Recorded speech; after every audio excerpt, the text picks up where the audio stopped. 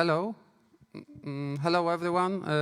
My name is Stanislaw Welbel. I have a pleasure to be a moderator of today's panel discussion at the Survival Art Review. We have today's evening in a hybrid form, which means some people are here with us in the same room.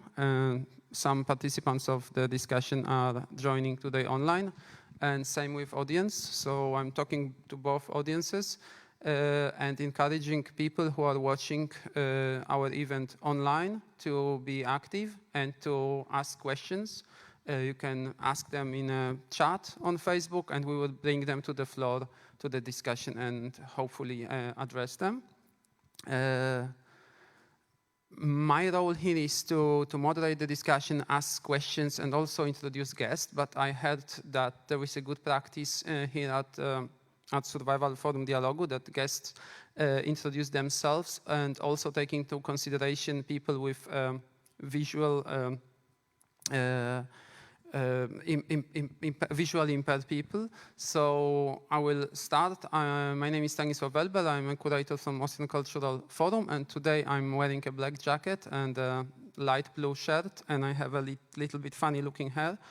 And yeah, I think that's it.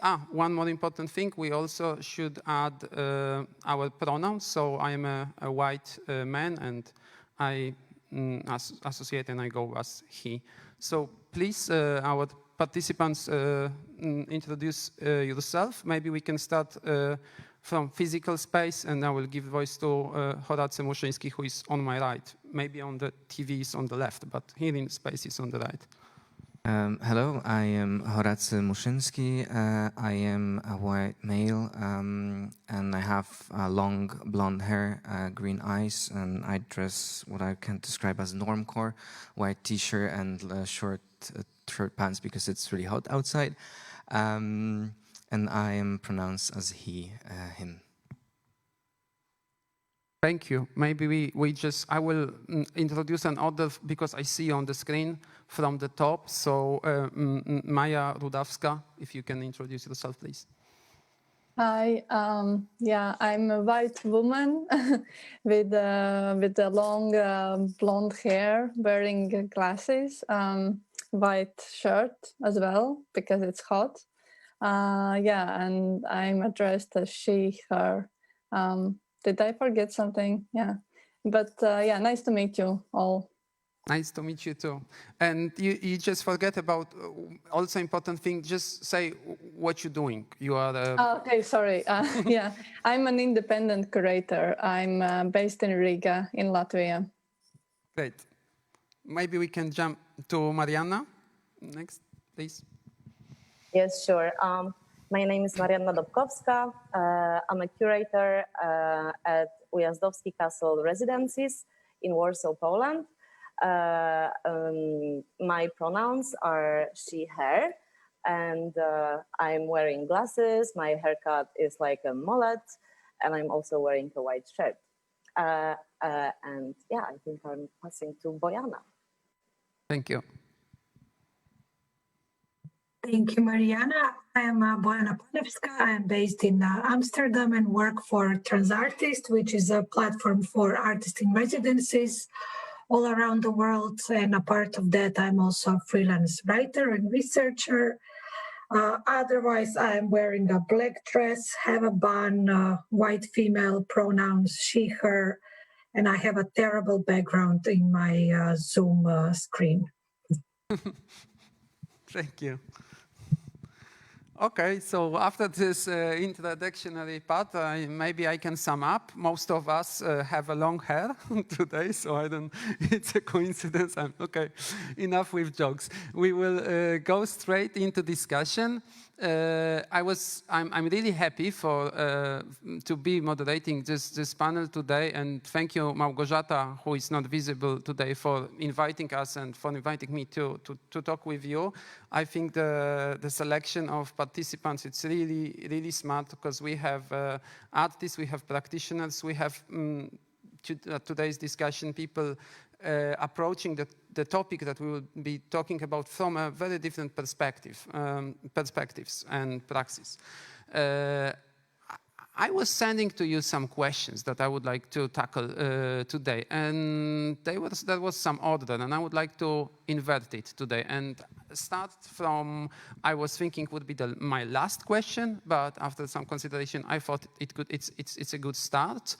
So I would ask you about most important, most memorable art event which took form online. It could be something that you curated, you participated, or something that you just were a participant of, but an event which made a biggest impression on you during the 2020 and the pandemic year. I think it could be also a good starting point for talking later on more about this relationship between online and offline art activities in this very perspective of a role of art residencies in this. So yeah, most memorable online art event.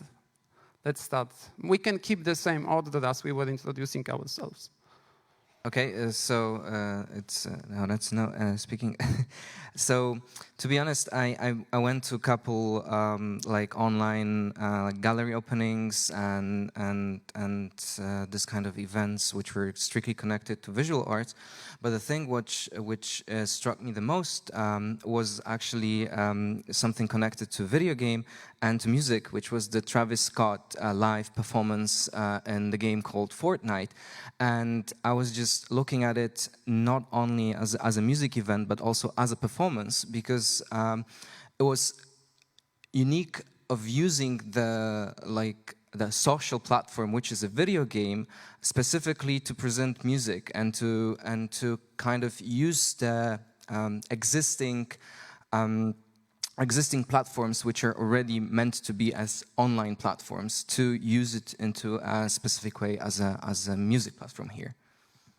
Amazing. I can really associate to that, because one of the events that I think I will choose, which made a big impression on me, was also an art event taking place in the reality of another video game, which was somehow used as a platform for something else that actually the creators of the games programmed it for. But let's talk about it later and jump to another like a memorable art experience online. Now, Maija, please.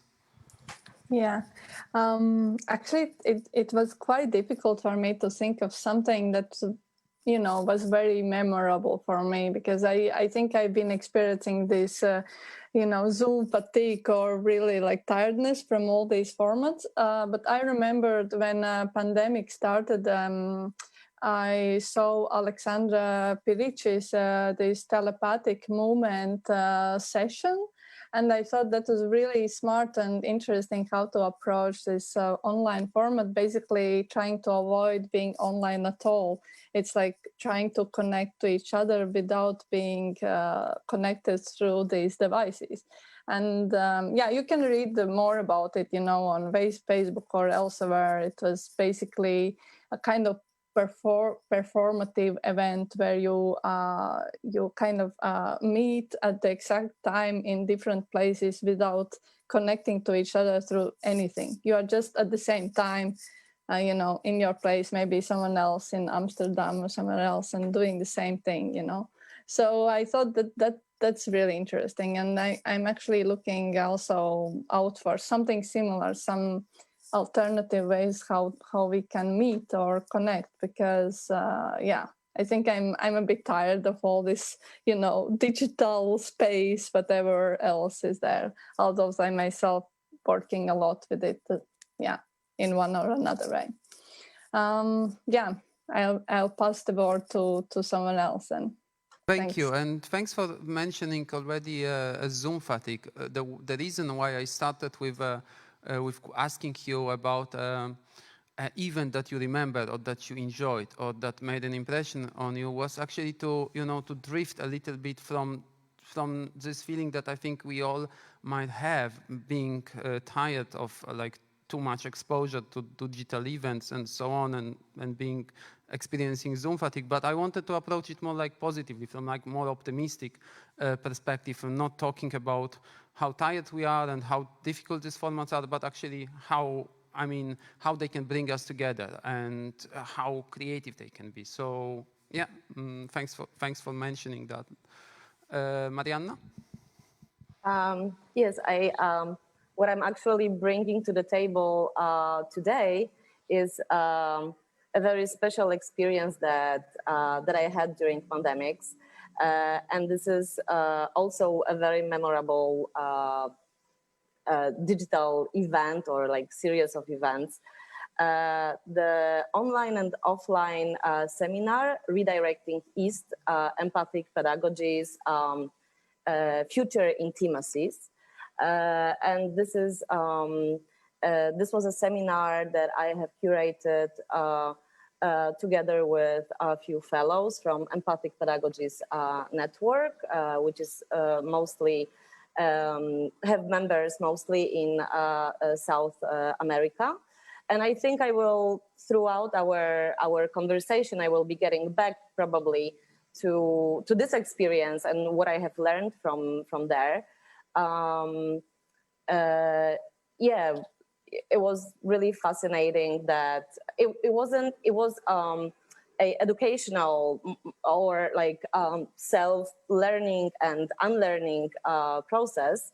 But what we did with the participants in the course of a month was actually practicing ways of being together and sustaining intimacy while being in physical distance. And we actually succeeded more than I could imagine. And we found ways to connect and sustain this relationship through the flat screens and beyond them. I didn't participate in many like digital exhibitions or like art openings. I have seen few performances. There was something beautiful, I think, in the way that I could participate in the performance that was being made live, and I was in my bed. So there was something beautiful. There were some beautiful moments, and I don't know. Maybe I'll stop here, but I would really love to unfold more about future intimacies in the course of our conversation. That's great, thank you, and thanks for bringing an example which is also a project that you were involved, that you curated, and thanks for bringing that in, Flor. We will definitely go deeper into that project later on in our discussion. But now let's jump to Bojana. Yeah, I had mirrored the sentiments already started in the discussion by Maija and by Marianna, in the sense of what Maija said about the fatigue. I think we are all dealing with it still on some level, but also what Marianna said, it's about being selective in what to participate, because all our lives moved on Zoom or in other mediums online. So we had to be also quite selective in terms of entertainment or in terms of visiting art exhibitions and performances. And I still, when I was thinking about this question, I realized that although I saw different performances, not that many, but still enough, from all around the world, I kind of selected a Dutch performance, which is also strange when you think that you have everything online. But it was a performance it was a concept developed under the name of Night Hotel by Guy Weisman, who's a choreographer and a director who worked with Martijn Gali, who did the creative direction, I believe, of this whole concept. And the nice thing was that a part of the performance, you could hang out with the audience in a virtual bar. You could meet them in the toilet as well. So you had all these different rooms, which is, I guess, something that you mentioned as well with the virtual reality participation. So I find it quite interesting. Otherwise, I think we all know that we encountered a lot of same models of presentations and I think the interactiveness is what made some performances, I would not maybe say better, but more interesting to watch than the others. I think this would be, and then of course a film a premiere from International Film Festival in Rotterdam from a very good friend of mine, Tim Leyendecker. And it's a film that we wanted to see for a long time. And of course, we had to see the premiere on a computer screen instead of the cinemas. But we are still now, the things are changing. We are hoping that we'll see it in the cinema soon. Thanks for that, and as I was expecting, actually, this introduction of this few projects that we've seen already exposed some key points that I thought we will further on develop in the discussion. Like, for instance, what you said now, that you selected a Dutch project, even though there was a whole selection of projects available online out of the sudden from whole of the world.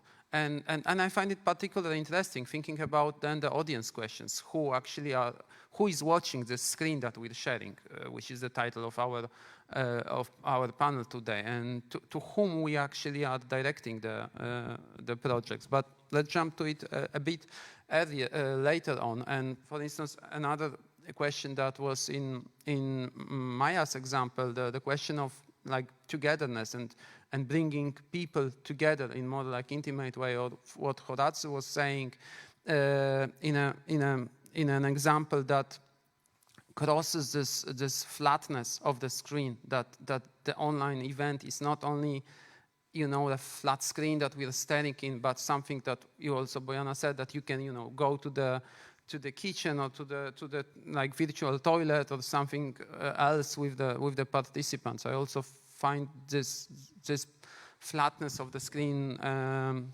like a constraint that should be challenged, and one can think how to overcome this difficulty. But before we go into this more specific questions dealing with online presence of artists, curators, and art projects, let's go back a little bit, go back to basics.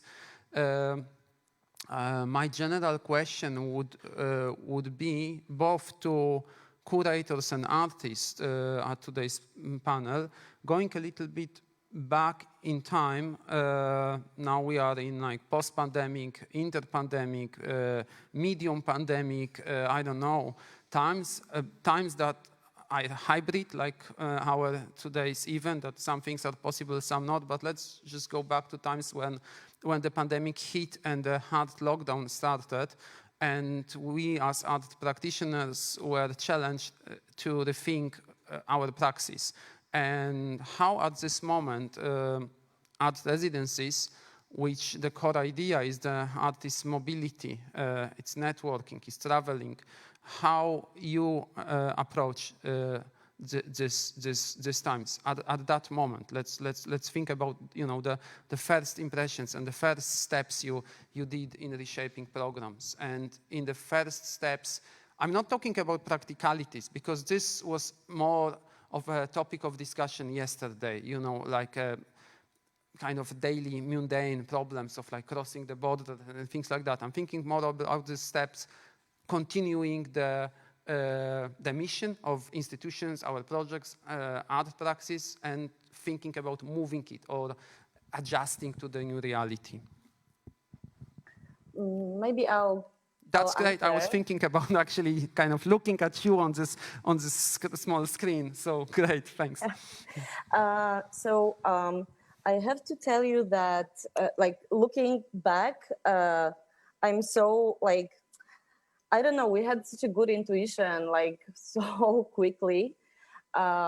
So first of all, maybe I'll tell you about the residency, a little bit about the residency of Amado Cabrales, who is a member of Empathic Pedagogies Network, artist, educator, mediator from Mexico. And he was supposed to come to Warsaw when the first wave of pandemic struck. So he was supposed to come here and help me shape the Redirecting East seminar that is normally happening in the physical space. And it's a month-long a group residency for curators. This time we wanted to invite educators, mediators, people practicing empathic pedagogies. Yeah, I was quite frustrated when it turned out that Amado is not able to come. But we quite quickly developed a different sort of connection. For example, we met on video sometimes, but at some point we decided that we are going to call ourselves audio. And this created a very intimate relationship between, let's say, resident and the curator. So we never met physically. I never met Amado, but we created this bond, and we were able to work together on the program of the seminar. And it was similar with my other colleagues from Mexico and Costa Rica, Aysel Vikap and Lola Malavasi. I thought I will be working with Amado and only consulting with Lola and Aysel, but actually the fact that all world stopped and it was impossible to invite them opened up this possibility to really work together as let's say normally, although they weren't physically present. And we were able to together very quickly, already in April, we have decided, although we didn't know how the pandemic is going to unfold, we very quickly decided that this seminar that is normally taking place in Warsaw and people are meeting physically, that it will go into online space. And we started preparing for that very early. And actually the problem that we were facing of physical distance became a topic for the whole seminar. And throughout the course of the seminar, we were actually practicing various methods of togetherness and various practices and little workshops that we would normally do with public. We were doing it with ourselves. Sorry, I just forgot what was the question. The question was, what was your first decisions? How did you firstly approach to go from offline to online? So I just wanted to say that somehow because of this, because Amado's residency was connected with the seminar, we very quickly realized that it won't happen the way we thought it would happen, and very quickly jumped from frustration to working with this problem. And I have to say that I was really, really privileged to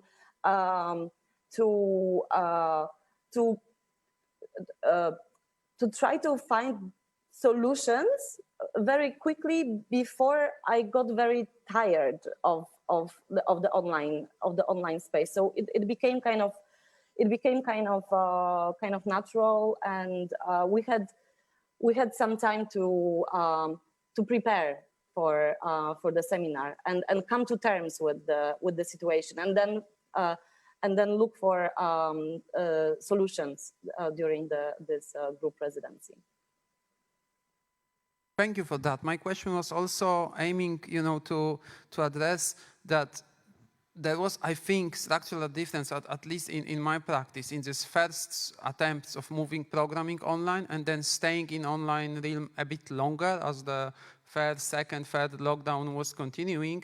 And I noticed that in my practice as a curator, I started to do different projects online than I somehow at beginning imagined, because one started to actually understand the medium, understand the online presence format, and the programs changed. They were not simply just bringing what you have, what you couldn't do offline because of the situations, to bringing online, but somehow a completely new quality emerged, I think, in many programs. And I was also aiming in my question to actually catch this moment when moving to online doesn't just, just bring something that you already have curated, programmed, made as an artist, and just present it in the internet, because this is just kind of an obvious thing. But when actually the opportunity creates and a new projects emerge out of that.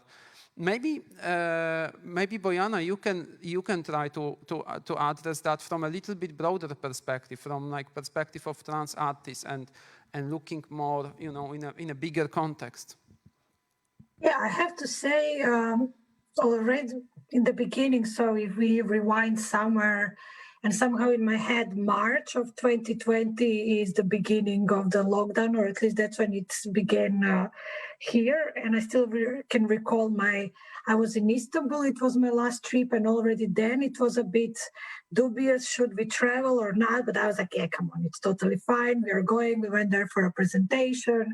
So it was all the good old times that now seem so far away when we think, when we rewind and think back. I think in the beginning, I can speak from TransArtists perspective, but also from perspective of the field, of the residency field, or in terms of international mobility. I think the first maybe half a year, 5-6 months, there was also this weird enthusiasm on some level of working online, because it was new to a lot of us. We could experiment with new formats. We could open up to more audience because we were not physically closed in a space that people had to attend. So it offered a lot of new possibilities that we used at that point of time. And it was interesting because there was also a lot of solidarity between organizations, between artists, between people in general, because it was the first time we find ourselves, the whole world, we found in the same situation. Of course, I'm generalizing very much. There is so much difference in terms of financial support and so on. But if we generalize for a moment, we were all in the same problem. And it was, things were going well. We could, all of a sudden, all the colleagues from, let's say, USA, that we had difficulties in meeting, and because of the busy schedules and because of all the travels that everybody was doing, all of a sudden everybody was available most of the time, and you could reconnect with so many people. So that was the really good part of the first part of the pandemic. But once the pandemic started to prolong, so after these first 6 months, we thought, okay, now we are done, right? After the summer happened, people got relaxed, and we were like, okay, this is going well. No, it was not going well. Obviously, we reached another peak. And then every 2 months, we were like, now it's the end. No, it's not the end. We are still in limbo in this situation. Supposedly, I will dare to say it is getting better. But again, the past learned us to be more careful in our expectations for this.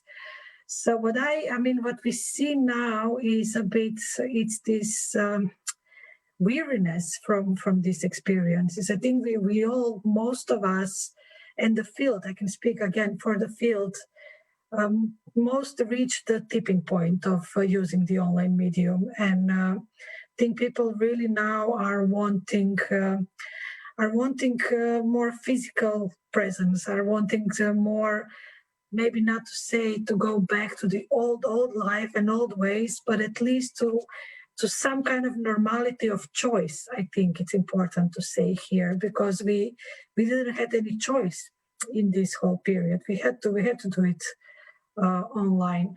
So I'm not sure if I answered the question, but I think I touched upon few different points. Yeah, you did, and you also brought, another set of interesting topics to the discussion. For instance, this going back to the old ways. This was also something I'd like to tackle, and maybe that's also a good moment to bring it. This term of business as usual. That after, as you were saying, there was this waves, and after sometimes everyone was hoping, yeah, finally it's over. Now we will be doing business as usual. Until I think sometime, like no one believes anymore in business as usual, and I also hope a lot of people actually started to understand that maybe going to business as usual is actually not like there is no like any good in that much. That we should actually learn something from that experience, like going through these different phases, like of being enthusiastic about it, like being tired about it, having no choice, then learning the possibilities and using them creatively, and then again demanding something more. And that's what I wanted to ask. What is this more? What is the lesson that we got from that? And I think that might be a good question to Horacy, who was actually participating in as an artist in an online Instagram residency, but we're also participating in the last summer 2020, in a residency that at its core is mobility, traveling, and physical presence it's called Residency on Wheels, I think. It's called SRV, yeah, exactly. and that's the name of the car, because the SRV car was used to be a mobile shop, a 9-meter huge car which was used to sell cheeses and milk in Friesland, in the northern part of the Netherlands. And but I'll jump back to the Instagram residency first, because it's actually connected to the beginning of the pandemic, because when it all started, I was locked in the house looking for the toilet paper because there was no toilet paper anywhere. And then me and my girlfriend got an invitation for an Instagram residency, and to make 6 posts, plus every day we could do a story for a week. And it was exchanged. It was called Self-House Residency. It was by Magdalena Moravik and Łukasz Horbów, and it was really nice because the participants were changing every week. So every week we could see a part of someone else's life in the beginning of the pandemic. So it wasn't only artists, but also some curators like Romuald Demidenko. So it was like mixed for an artist and for curators. So it was really nice to see how their life changed, how they're like adjusting to this new times. And also remember that I had this interview talk to the Ateliers, where I'm now as a participant. I remember that it was my interview talk when I had pajama pants and just half dressed into like more formal suits. So I think this is also kind of like symbol of all those online talks. It's just half formal dress. But then we were already talking, and I was preparing, although we didn't know what's going to happen, I was preparing for this SRV residency in the Netherlands, and I was supposed to travel from Poland. So sadly, we couldn't get there. I couldn't get for like a week as like research visits. It has to be canceled because it was the first wave. But then I had like really great support of Ferehe of the foundation, who is organizing this residency, because we like every week we were talking about how we want to shape it, if something will gonna happen, how we can turn. So I feel kind of safe, and we discussed many like different kind of scenarios, even like postponing it a year, but finally. And also because I was making the research on local myths and legends, thanks to online kind of forum, I was able to meet some of the like guides and like city guides or solitaires via online before actually going there. So I could even, I think, maybe do even more extended research before going there physically. But what I think was great about this residency is that it's a mobile residency. So I was actually, this car, which I mentioned at the beginning, now it's transformed into mobile studio and a house for an artist. So you as an artist, you can travel all around this region of Netherlands, and you can just meet in the smaller groups. You're not like hooked to a place or to a building, which, for example, if it's a public space, it had to be closed because of the regulations. So this kind of like camper car situation allow us a freedom, because no regulation was like inside it, even though all around was pandemic and everything looked a little bit apocalyptic. Yeah, that's an amazing example of a project that takes in consideration, somehow by coincidence, because it was existing before the pandemic started, but you know, there is a possibility of mobility, but it's not online. It's happening offline, but somehow can avoid the regulation, the threats, the dangers of the pandemic situation by just driving around. And you know, this is I think, an amazing example for projects that are somehow in between online, offline, and pandemic and during pandemic projects. But I would also like to ask Maija, as you were in summer 2020 working on a project called Roots to Roots that took place in Marseille, and I think this roads and roots from the roots nicely connects here what Horacy was saying with your experience. Can you tell more about it, please?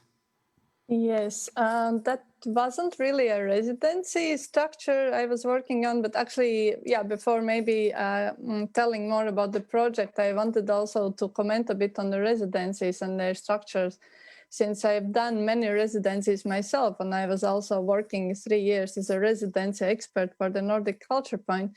And as I remember, actually, online residencies were, you know, emerging back in 2015, 16 already. You know, these all kinds of hybrid formats, like Kaleidoscope was doing the residencies online at that time already, or like many other places. I was just thinking also during the pandemic, like how interesting it is that actually the residency format could be very hybrid, very flexible, very adaptable to the situations in a way, and that many institutions actually didn't act on these circumstances. They were like really tied to, you know, to the structure, to the venue, to something that doesn't work, you know, instead of thinking of different other scenarios. I was actually part of the residency in Madrid, which was supposed to be like physical residency, and then it was moved online, and I just had meetings, you know, through Zoom with artists, and it was actually, I would say it was not like the best experience, because meeting artists online for an hour, you know, studio visits, it's quite painful sometimes, you know. But then, then I thought afterwards, why people don't think of some other format at that moment. But obviously I understand that many of the many financial aspects, you know, due to also, you know, the structures that give you the money, the support, they expect particular results, and that, you know, this flexibility is kind of limited in a way sometimes, you know. So that's my comment about that. But Roots to Roots, actually, yeah, maybe there are other things to discuss in relation to that I can bring up. Actually, that was a project that I started in beginning of 2020, and it was supported by iPortunus in the beginning for a research trip. And then, you know, that was a big project, like a program as part of Manifesta 13, a parallel program. And the whole idea of the project was to connect North and South, you know, like the Baltic art scene with the art scene in Marseille or south of France, and obviously it involved mobility. It involved also kind of semi-residency structure in terms of the artists had to stay in Marseille to do some research, to produce the work there in collaboration with local institutions there, and the whole project, you know, actually kind of was part of this whole pandemic situation, because when in spring, in April, March, April, pandemic started, we were supposed to go, to Marseille for starting our project, which we couldn't do at that time. And then we had to adapt to the situation immediately. Basically, we had to come up with some urgent decisions in relation to the project, which would impact the whole project later on during the year. And while I was preparing for this talk today, I was thinking, okay, which parts, which questions actually would be more relevant to tell about, because there were so many, in relation to production, in relation to mobility, in relation to many other aspects of communication as well. And what we came, the conclusion was that actually, how we can adapt to these situations, what it requires from people, from art workers. That was the first thing that I thought about in relation to the project. And then the second was that, can we change some, on a structural level, and also on the way how we work in the arts? Can we change it so quickly that that there would be different models of working? For example, producing work from the distance, that you are not present as a curator, that you cannot work with the artists in a physical space, that there would be other people involved actually that help with producing art or the programming, and then many other aspects. Also this kind of a local, international collaboration, or initially the project was meant to reach out to international audience, and then eventually the international audience didn't come to Marseille, so it became more locally embedded project instead of international project. So there were many things actually that I can tell about, but these questions that I'm bringing up now were the main ones. And I think for me personally, this production aspect was the most important one, that I realized that I can work differently with producing, art and working with artists, that it is possible. Before pandemic, I was totally against it. I was like, no, I have to be present everywhere. I have to travel myself everywhere. But now I'm kind of, no, but I can stay home. It's possible to work differently. And I think it's the biggest change, and we will not, I think, and I hope actually that we will not go back to what was previously, because that included exhaustion, exploitation, all kinds of different aspects that the art people are facing all the time, precariousness and all this. So I think actually pandemic can help also to fix, or at least to change to a different level some of the issues that are present in the art field all the time. Yeah, thanks for saying that. That was just what I also wanted to ask. What we learned from different practices that we had during the time, different projects, but what we actually can bring for the future, and what can stay with us as a positive solution, which is actually made us to rethink what were we doing to avoid actually, going to this business as usual, or to, I don't know, normality. Because the more we kind of get closer and to being post-pandemic times, I don't actually believe that we are that it's over, and I think this kind of consciousness are being more and more there. So the question is what we've learned, what can stay with us in order to avoid this back to normality, because this normality could be soon as kind of strange and scary as the 10th Zoom of the day that you have and you're exhausted to do. So yeah. Maybe it's a good question to Marianna, because the project you were doing was really large scale, and I think it kind of completely changed what you were doing in redirecting in methods at the Ujazdowski castle. What do you think from after this experience? What do you think you will bring as a permanent part of your programming or curating at the castle? I don't know if this is possible to be we have to see if it's possible to be translated into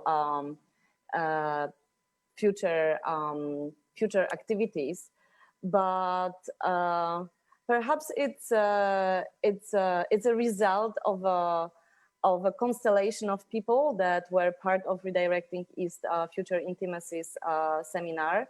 I have learned a lot, and we were very open to learning from one another. So the problem of traveling gave us a hint, an idea to involve local people, also local practitioners, and to create, because normally those seminars were only for foreign practitioners who were coming to Warsaw, and because people couldn't travel, and so we actually saved some money on traveling. We could involve also local practitioners. So for example, this strange situation made us to restructure the program. We never, I mean, maybe we've been thinking about like connecting more to local practitioners, but this time it really happened. So this is something good that happened from this situation. Something that we have learned from the seminar was to hold the space together, to be responsible. Like when people are meeting on the flat screens, there is this possibility of horizontality, and we succeeded. It was really great. It was wonderful because we took responsibility to hold this space, to take care of this space, to take care of each other. The meetings were really beautiful, and there was a space for everybody, and we were always so careful to one another, and those check-ins, sort of like emotional check-ins in the beginning of the meetings, or the fact that we decided at some point that the online meeting cannot exceed 1.5 hours, that it's just non-hygienic, it's like impossible. Well, that's a solution that hopefully, I mean, we can keep in mind, but hopefully soon we are going out of this. We are going out of this reality. So maybe it's not going to be so urgent. Yeah, I don't know. There was some tenderness. Like we were thinking about future intimacies. We succeeded to create this, and we did it through sharing responsibility of taking care of the space. So in a way, I don't want to get back to what was before. This is like my big lesson. How to create this more horizontal space. Yeah, I think it was great what you said, and I think it resonates well with what Piotr Sikora was yesterday mentioning here at the discussion, this change from international into more local. They had us understand the same process in Prague, in Meat Factory, that they started more to focus because of the restrictions, but they started to work more with local artists, and somehow it changed. It changed the programming, and they reach out to people that they would not reach out, in a different situation. Well, if I can add something, it was also really amazing because for the first time, those local practitioners met with those people from abroad. People from abroad were only online, but our connection continues. And this is really amazing because it's been, I don't know, maybe 8th edition of Redirecting East. And each seminar was really beautiful and super like collective energy, you know, amazing. But because we were not used to online presence, it was very difficult to sustain this connection. And because we learned how to use online space so that it's not abusive, or so it's more hygienic and actually cozy and nice, we are able to work together. So this whole group of like 8 to 10 people, we got used to regular online meetings, and we still do it. It's unthinkable. It was unthinkable a few years back. It was very difficult to sustain connections when everybody went to their home places, and we somehow grew this muscle to keep this connection.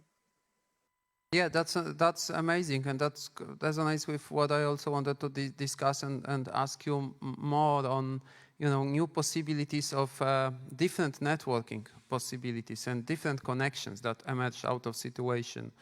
And I think in all of your practices, you can like looking at what you were doing and how it was different, really reflect on that. So that the situation caused completely different networking, completely different relations with people. And I love the example of future intimacies, because it also brought on the table, you know, not only different ways of communicating, that it will be on Zoom, Skype, or whatever, that it will have a completely different intimate quality, even though if it will be online.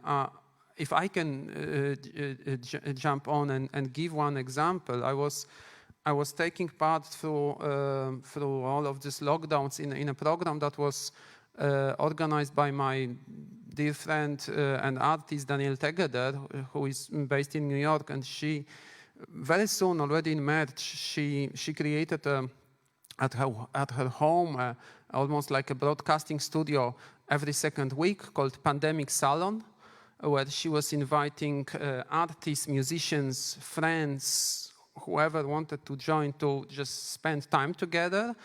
And these meetings were completely different from, you know, usual art formats, because they combined art presentations, like very formal, very strict, very focused on the topics that she proposed, but it also consisted of just checking how we are doing, if everyone is okay, you know, like just being together. It also consisted of like a very special part, which was very, very moving for everyone, as New York was very strongly hit by the pandemic wave, was the most hit city in the US.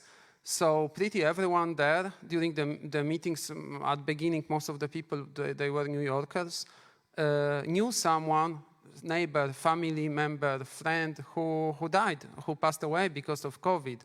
And part of the meetings was a list at the end of the meeting to read the names of the people who passed away. So that was just, when this thing was happening, it was just something really special going on. That was bringing people together from all around the world, but also kind of understanding what is the situation that we are in. And a lot also of collaboration started from that. I met a lot of people that now I'm in touch and thinking about some project that maybe I will do, and I bet many, many other people met during this pandemic salon. So that was some kind of a mixture of like really a professional networking, but also like a personal, psychological, you know, psychotherapy hour and intimate meeting, like something really, really unique. And I think from what you're saying, that was also somehow part of future intimacies. Yeah, I mean, you programmed it that way. Well, if I can add something, yes. I'm so sorry, but actually the core of the program was to practice those special practices. So we were meditating together. We were cruising through Mexico City together on the map in an oniric way. We were actually meeting in our dreams. We were also just sitting silent with the turned off screen. So I actually have goosebumps right now because although once we understood that this surface is not all, and that there is real life behind the screen, and our emotions, our dreams, and all this sphere, this connection was even stronger than if we met live. So, but we were also very much open to do those things. Actually, I started to practice some of those things within various groups that I'm active in, or workshops, just to make this space more friendly and look for the possibilities it offers. And I'm Thank you. silent. Bojana, Maija, please add on the topic. What were your experience? What we thought are the new networking options, and what we learned that we can bring for our future practices? I think what you both mentioned, and I think we all encountered at one level or another, is that almost every of these online meetings had part that was kind of a psychotherapy for the participants or for the people involved in the project, because we all had a burden we had to put out there and share it with the group. And I think this honesty, I mean, it's not that we were constantly in each other's private space. And I think that also contributed to be more honest towards each other in the general communication. And it's not only between organized meetings, but you see when you watch the news, all the experts, you were just in their living rooms, all the movie stars, you were in everybody's house pretty much. And so we kind of destroyed that level of privacy as the first curtain down.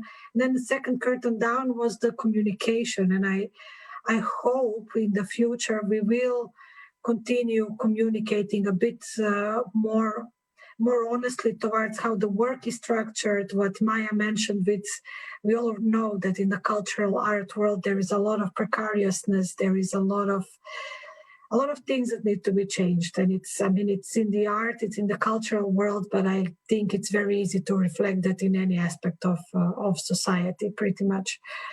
And maybe with learning to be more honest with each other, with the position in which we are in, and how we are organizing our day and our work.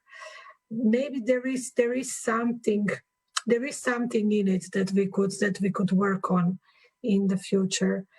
But again, since we are somewhere in between of the pandemic, in between now and the future and the past, I still find it difficult to predict where everything will develop. The only thing I'm afraid of is, and it's something I've been thinking a lot during this pandemic, is, I don't know if you've seen the film Burn After Reading from the Coen brothers. I haven't.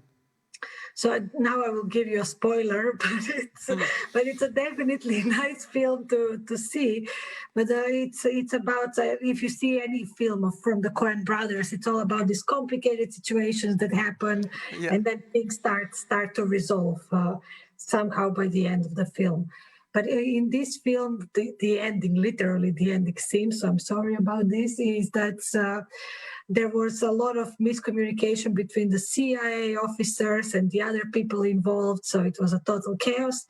And in the end, the CIA officer talks with his superior, and the superior asks, like, so what did we learn? And then the officer is like, I don't know. And that's it. That's like the end of the film. So I really hope we will not come to that after all these experiences. That's really good, Bojana. We might. I don't know. Yeah, Maija? I can only agree with what Marianna and Bojana said already. I think there are, at least 3 or 4 keywords: space, communication, therapeutic healing element, right, or practice. And this is actually this last word has been very significant for me and very, very important, because I've been also involved in some groups or like some meetings and groups that gives me some different space outside of the work environment, which has been super important for myself, and especially during the pandemic when you are at home just with your screen, maybe with a partner or with a friend only, nothing else. Or the cat.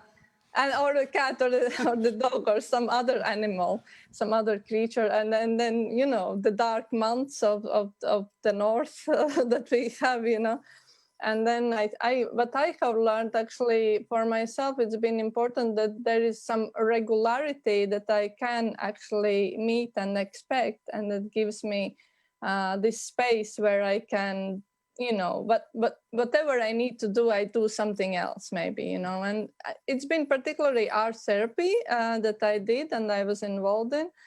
And it's not really, contemporary art related, but then I learned a lot from that setting, something that I can also transmit probably to my work environment. And I think these are the best learning experiences during this time, because otherwise I wouldn't probably devoted my time to these type of experiences. And I hope I will actually do more in the future. But we'll see, how it goes. Horacy, you're going back to Amsterdam. I was thinking to ask you, you were already there in a different times. You will be going back there soon. What changed for you? How different it will be? I mean, if I may go back a little bit Sure. to the previous question, because I wanted to say that, first of all, I totally agree with this kind of barrier that just dropped, that we're basically talk in our own houses, most of us, and we suddenly let other people to our own houses. And but I kind of fall into like totally opposite, not online, but like really a physical thing, because when I traveled to Amsterdam, and it was just after a residency in the Friesland, and suddenly it was like October, just the beginning of the second wave, and 20 other participants from all around the world were there, and we were trapped. So basically this kind of also like a group which we formed, which like the institution's supposed to be like individual studio practice, but then we formed like 20 of us. There's formed a huge like artistic group, because suddenly some people are like from New Zealand and they can't go back, and this kind of isolation also changed the way we looked at it, like and also I was thinking like how institutions have to a little bit adapt and rethink, like if they're doing this decision that they're like inviting someone physically into totally new environment, how they can take care, because as we said, I think the future is super unpredictable, and we don't know what can happen in a month. So I think in the future of the residencies, I think it also have to be always in mind that what if something will change? How the program or the organizer can take care of the participants in a way that they are suddenly isolated. So I heard that now in the Netherlands everything is opening up. They're not even like face mask mandatory in some of the places, which of course I found it a little bit anxious, like the beginning of the opening, like suddenly the streets were full again, all those voices all around me. I kind of wasn't prepared for that it's happening so suddenly, but I really hope that finally after half a year I will know something about Amsterdam, because I know only my studio and my 7 square meter room where I spend a lot of time, including quarantines, including COVID. So basically the Amsterdam has more around like 7 square meters for me, and I really hope when I get back, I will finally learn a little bit about the galleries, the cultural life, and there will be no curfew. And But that's amazing what you said, forming this cluster of people who were like equally stuck in Amsterdam, and somehow were forced to create a community, even though the idea was that there was not, choices that the group will be somehow diverse or something like that, that they will form this colony, or like, almost like an outlaws in a space completely isolated. And I think it was intense experience in that way. Yeah, I mean, I live with 4 other people, so also I never met them before. So it was like from the start, and suddenly we cannot get out from our house from 8 p.m. till the morning. Suddenly we are just, someone gets COVID, and we have to help each other because they have to be isolated in their room.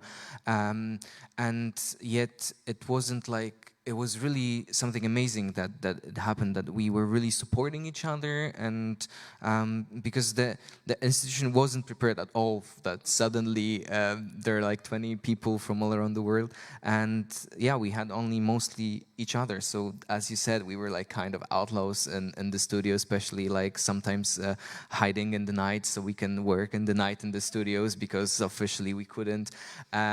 So we were just like looking if the staff is going out. Okay, now we can go out and we can work.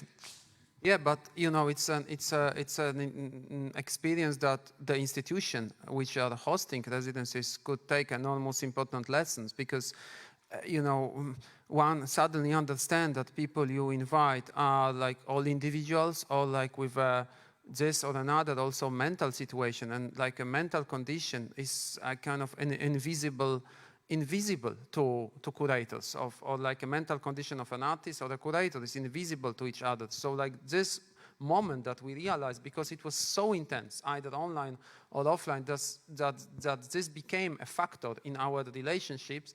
I think this is this kind of a long-term effort that I hope that curators, artists, programmers, institutions will take into consideration, that people that we work with have like limitations, and we have to really take care of each other. And I hope this will stay, this like really being togetherness. Like someone yesterday mentioned term of radical hospitality, and I think it's really a kind of a beautiful aspect of that if this will stay, I will be really happy that we will not go to this business as usual, because it's like somehow even more scary sometimes than the pandemic itself, like that we will go to the business as usual. I don't know, but it might be, I don't know.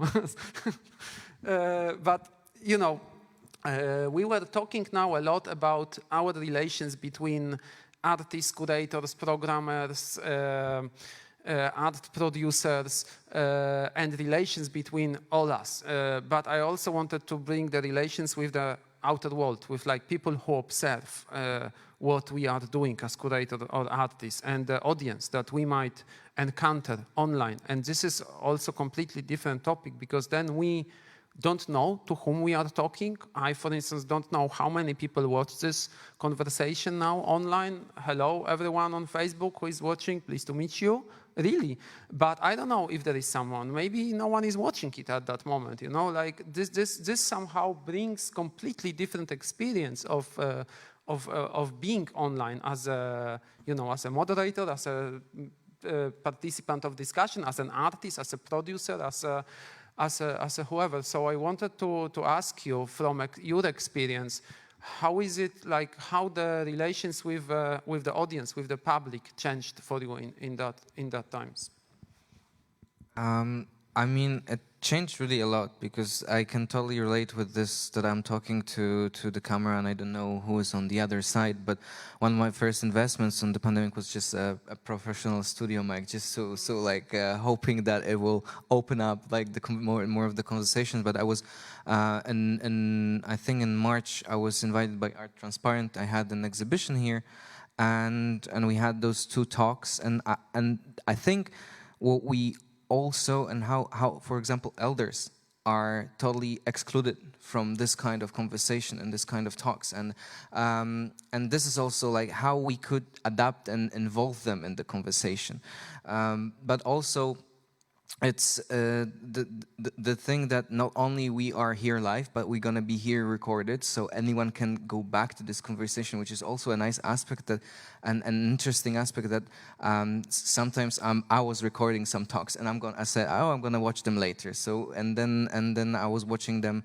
So also like how our, for example, attention is focused, because when we are on a talk and we are visible, it's a different thing, because sometimes audience can turn on their cameras, sometimes not.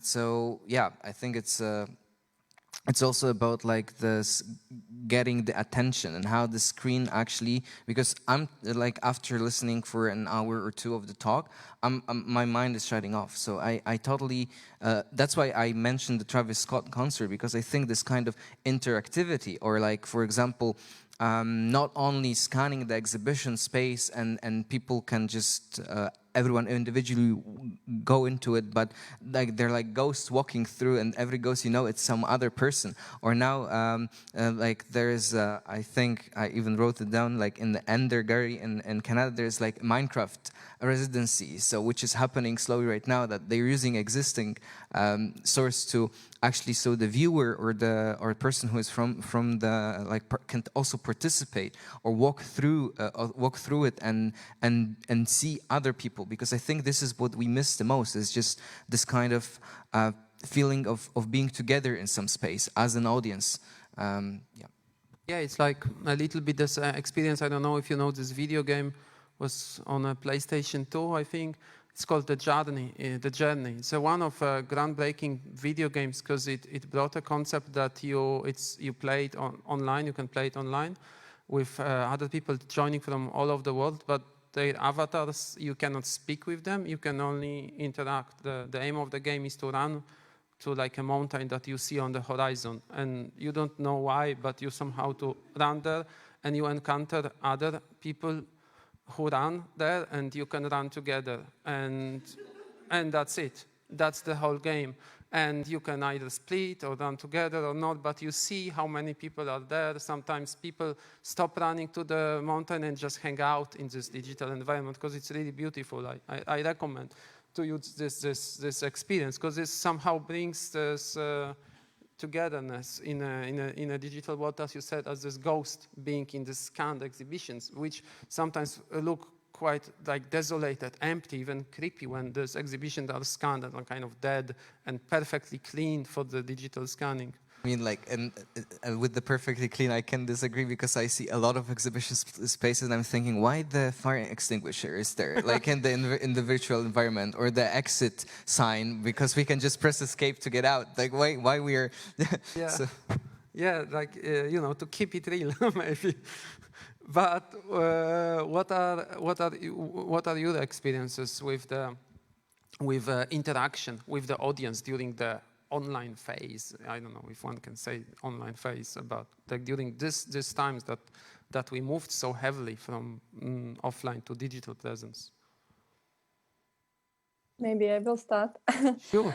Should. Many thoughts, actually, because I'm thinking of the audience as it can be 2 people, or it can be 100 people. The audience for me is also my students, and there's been so many different experiences, and I actually quite enjoy that there are these new formats that are changing how we experience things, and that there could be more people joining the event, or we can see it at any point, or I can, attend the lecture while cooking my dinner, or, all these kind of things that are new, but then at the same time, as Horacy mentioned, there is definitely also people who are excluded, if there were like real-time events that I always notice, there are some elderly people coming to this event, then at this point they probably are not joining. I haven't even checked myself, but it would be interesting to see, of course, what is the change, but then what I experienced also during this last year, that there's been definitely some anxiety also in relation to how people attend and what they do and how they interact, or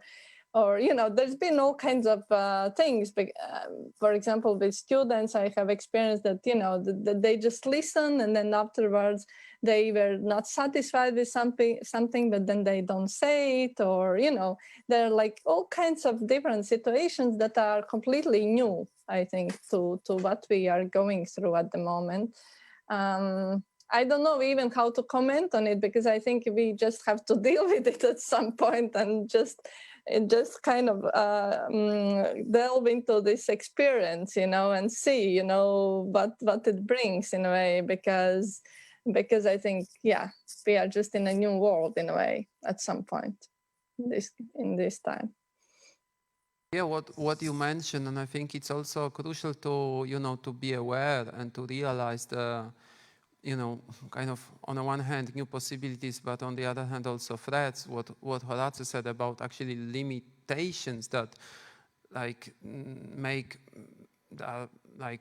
impossible for some people to join the online events because they are because of digital literacy, because access to fast internet, because also language issues. I mean, our conversation is held in English. It has Polish live interpretation, so it's actually a great step to do. I think it makes it more accessible for a broader online audience, but it's not always the case.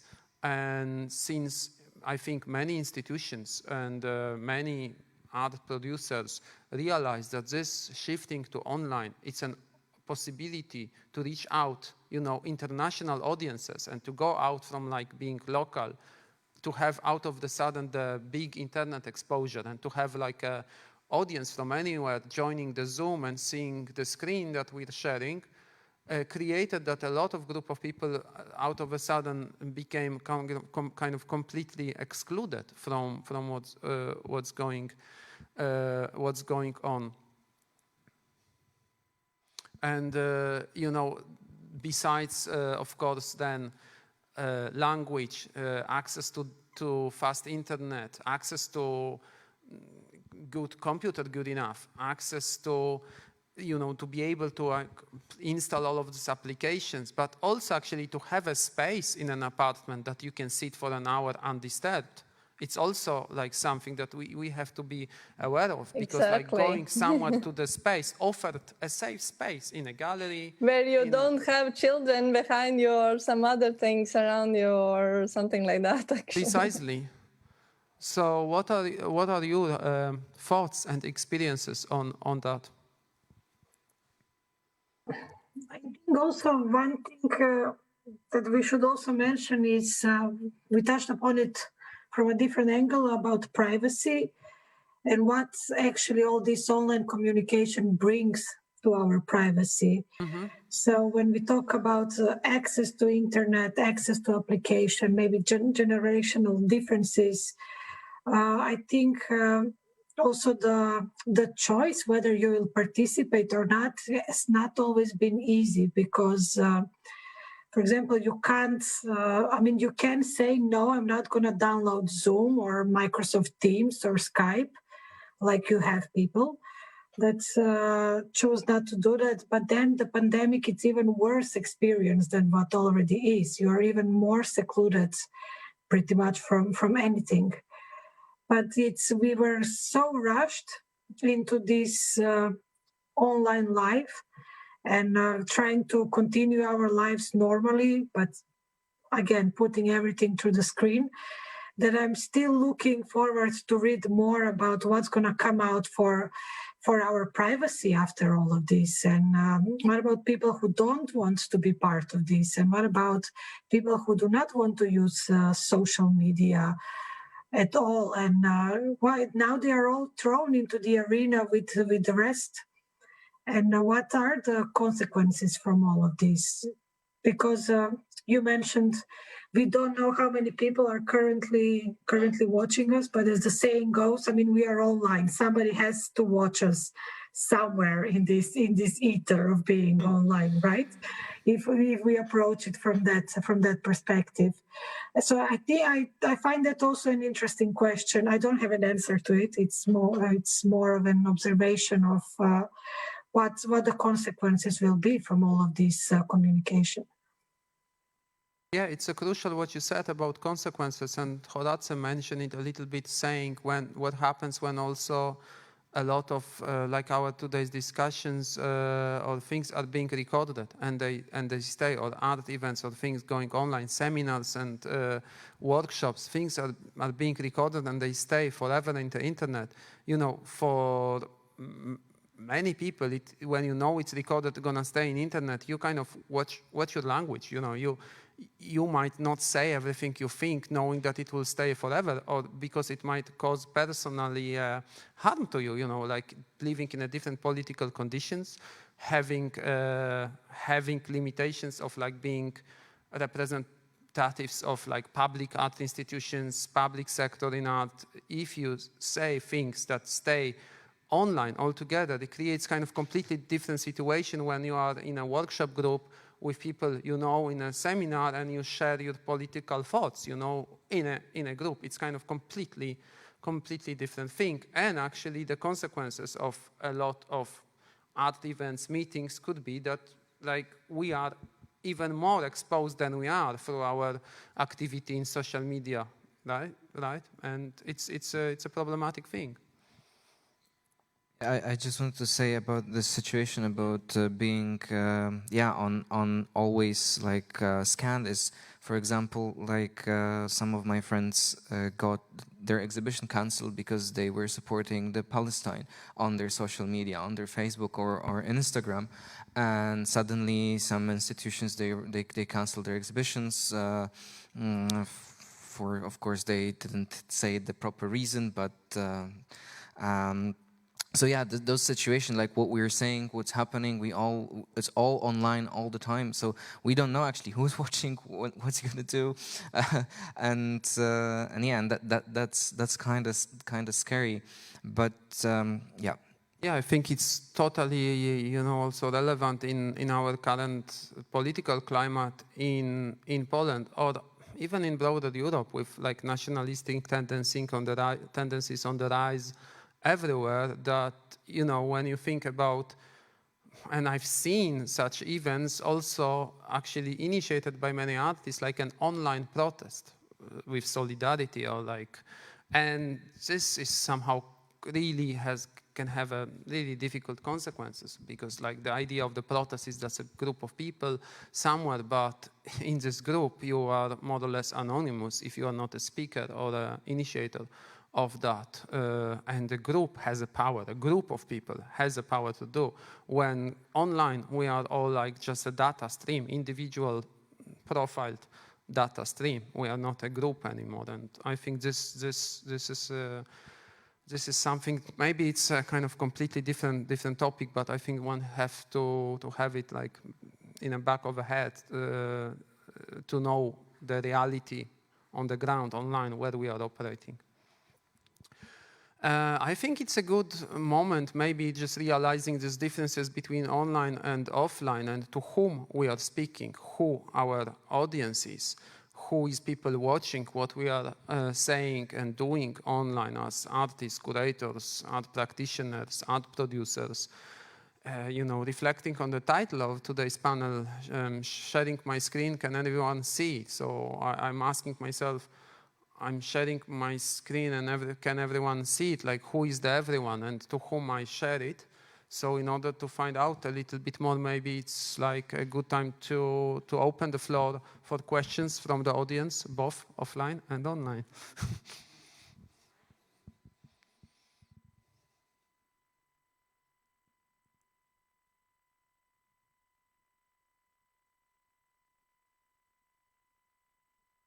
Yeah, I do have a question.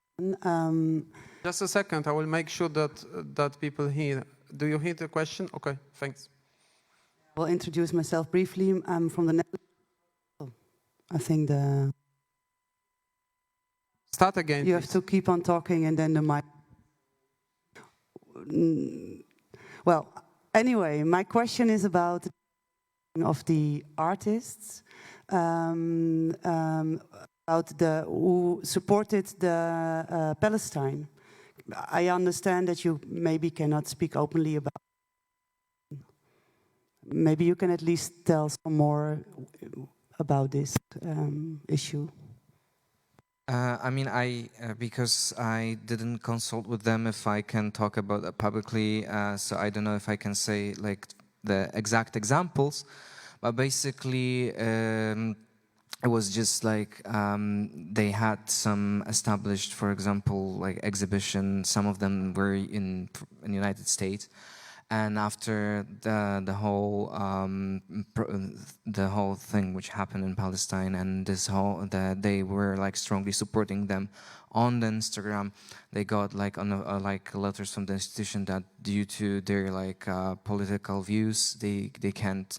The exhibition cannot be funded by those institutions. So this is all I can tell because I didn't. Yeah, I didn't talk with them if I can talk about those publicly. Maybe we can talk a little bit like after discussion because we don't know who is watching offline. But yeah. Hi, it's Małgorzata. I wanted to ask about a number of things that you mentioned. So sorry if this is going to be very chaotic. But something that I found myself in was an online FOMO. Like I was super happy that everyone, for a moment, everything slowed down and there were no shows to see. And I didn't feel like, oh, I should be there, I should go there because there was nowhere else to go. But then all of a sudden, there came the surge of things online and things to see. And my queue list, oh, I'm going to watch it later, it's like hours that I will never ever go through, although I really want to. And this became this new way of new source of anxiety. Like there is an overload, and all of a sudden everything is open, and you can hear the most amazing lectures from the best universities, or you can hear the most amazing conversations because all of a sudden they're all available. But then how do you filter? And that's on the side of as a viewer, but then as a curator, as a producer, like it becomes this sort of competition for visibility. And how do you make it anyhow, a bit more attractive or a bit more engaging so that somebody sees at least something of what you're doing? And this is what I think it really resonates. It really resonated what you said, Stanislaw, with me, that yeah, we can be an anonymous, a stream viewer, but then we're not. If you want to put out something there, it's a completely different logic of for whom, what sort of access, and with whom are we competing, and for whose attention. And I was wondering, how do you reconcile that? Because we believe in what we're doing, we want to share it, we want to show it to people who care about it, but it becomes this sort of. Well, I think we're feeding into, also with this conversation, we're feeding into this online overflow of great content, but how do we navigate that? Speaking from like a perspective of working in a public art institution, for instance, what I find, useful on the one hand, but on the other hand, kind of completely dreadful, when you realize when you do online projects, either on Facebook, on Zoom, other platforms, you usually have access then later on to statistics. And you can see from who were the people who joined the meeting, what was their age, what was their gender, for how long that they watched it. If they watched 5 minutes, logged on, then they came on. For how long they watch it. Like you cannot measure it on a lecture if someone, just sitting there, but pastor, kind of, it's not really listening to you anymore. But with digital content, you can see how long someone watched the thing. You can see locations. And then, when you can access this data, it gives you a lot of information, but, someone also can ask for this data, and we can find ourselves in the situation that we compete for this visibility, because the institutions, funders, whoever funds the art activity wants to have more, wants to reach out to more people, and you have to report how many people watch it. And then there is this like moment, as in many you know, art institution, like when you have to report the data, what was the attendance, how many people seen the show or whatever. But now you can give much more information, and here where the problem starts, I think. I mean, can start, depending how we will use this data. Can I comment on this a little bit? Totally, sure. I approach it from a bit different angle. You know, we all compete in a consumer society, right? And it's like similar as I would compare maybe to this funny thing, you know, on a dating app. You are on a dating app, and then you know that you compete with so many other people, you know, like putting your profile out there. And I myself, as a curator, I always just trust my network and the way how I work, you know, with people and with the audiences, and it has never let me down in a way, because it just, you know, I reach out personally, I reach out to the groups, I reach out, you know, to different structures of my network, and it's the same also online, I think, as it was before in physical space. So and I don't know. I don't try to worry too much of like if my event is more interesting than another event or this or that, you know, because otherwise I would go crazy. I think, you know, I think it's more about doing what you do it like compassionately, and then yeah, like building your own audience in a way for something. But I agree with Stanislaw, who said, you know, in this context, you can also provide more data actually to your funders who have, you know, that actually there are more people who see even maybe your event than it was in a physical space. Yeah. Now, the age-old question of quantity versus quality, regardless if it's an online meeting or if it's a physical meeting, and it's a different way of measuring in how you reach your audience, how much you really reach them, or whether they're just physically or online present. And I think it's two different perspectives for most of us as organizers, but then for justifying it to the funders, sponsors, and so on. So it's about finding that golden middle, if it is possible. And what Stanislav said, Maija, as well, with having the analytics from the online views, it's also very very scary on one way, but it is also very easy to fake these numbers. I mean, with having bots, you can have views as many as you want. It's you can pump it up to the maximum. If your sponsor said we expect minimum of 100,000, you can make 100,000 easily. But what does that say in terms of the quality of the programming? So I agree with Maija that we should focus on what we are doing and just keep on doing it. It's not like we have much of a choice in the end, for that matter. Yeah, I agree with both of you that we should just focus on our job and on the quality of the job. I was just thinking about, you know, the conditions that we practice what we are doing, that because of these conditions and access to this data for our funders or authorities, this could lead potentially to a difficult situation. Not necessarily, but it's a different situation that we had before, and we just, I think, have to be aware of that. I mean, I think there's one universal solution to find the viewers online, and I think it was a scene in the film The Square. We just need the kitties and explosions, and that will always bring the audience if it's in the thumbnail. Yeah. The idea of the marketing department from the museum was a brilliant one. That's one of my favorite scenes when they introduced the idea in the gathering in the museum meeting, like resonates with like personal experience working with art institutions and like participating in such meetings as well. So I find it particularly funny. Films came out, a few films. You had Square, we had Brother Cohen films as well today, so pretty crossing different media. Do we still have some questions from audience? Yes, great. Hi, yeah, I have a question about dealing with data, because you're telling you can see when people are looking or when they're leaving. So what is the influence on looking at the data in programming? Because if you see that if you have your beautiful program, but everybody's logging out on one certain artist or speaker, how are you going to deal with this in the future? Because of course you can deliver the data to the funds, but they're going to ask questions. So what's your opinion about that?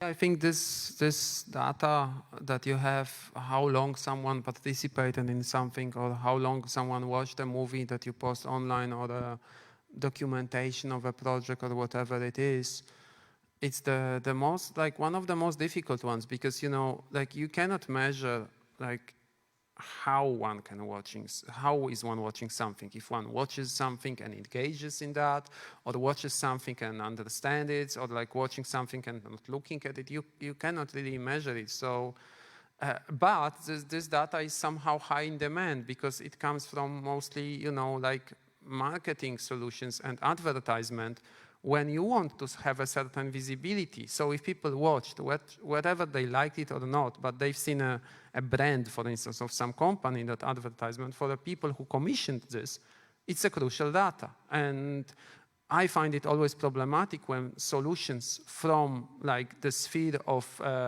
advertisement and you know, using the online tools for selling something, you know, comes to projects that the aim is to be together, not to sell anything. We're not selling anything. Maybe we don't even need the big attendance. Maybe it's okay when someone watch 5 minutes. Yeah, it's like, that's fine. But it's difficult sometimes to, you know, to understand that for, like, decision makers or authorities or funders, I think.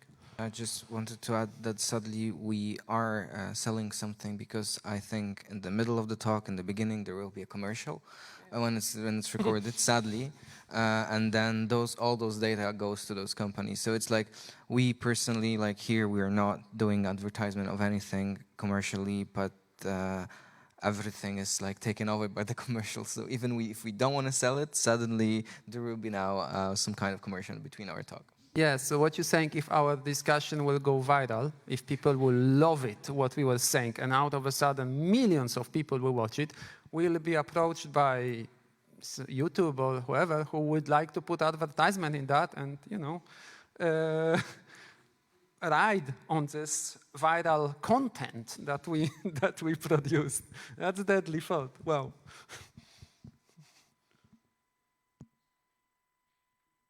There were some questions from the online audience.